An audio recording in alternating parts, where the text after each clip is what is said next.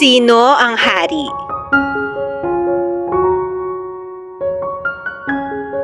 Isang araw ay mayroong hari ang nagtungo sa kagubatan upang mangaso. Kinahapunan ay nagpasya na silang umuwi.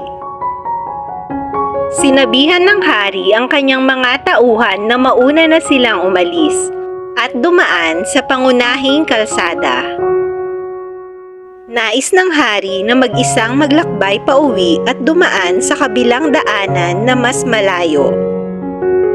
Paglabas niya sa kagubatan ay nakita niya ang isang bata na nasa gilid ng kalsada na tila may hinihintay. Binati siya ng hari at sinabing, "Hinahanap mo ba ang iyong mga magulang?"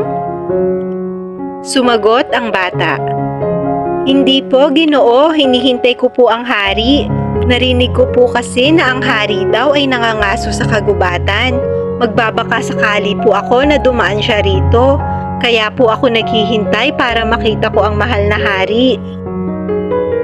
"Nais mo ba talagang makita ang hari? Halika, sumama ka sa akin. Dadalhin kita sa lugar kung saan mo siya makikita." Natuwa ang bata at sabik na sumakay sa kabayo. Muling nagtanong ang bata. Sinabi po nila na ang hari raw ay maraming kasama.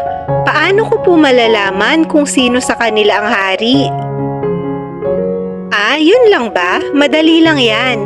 Ang lahat ng kasama ng hari ay mag-aalis ng sombrero.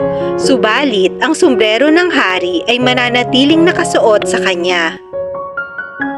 Ang ibig po bang sabihin ay yung hindi po magtatanggal ng sombrero ay siya po ang hari? Oo, ganun na nga. Hindi nagtagal ay dumating sila sa pangunahing daan kung saan naghihintay ang mga tauhan ng hari. Binati nila ang hari sa pamamagitan ng pagtanggal ng kanilang mga sombrero.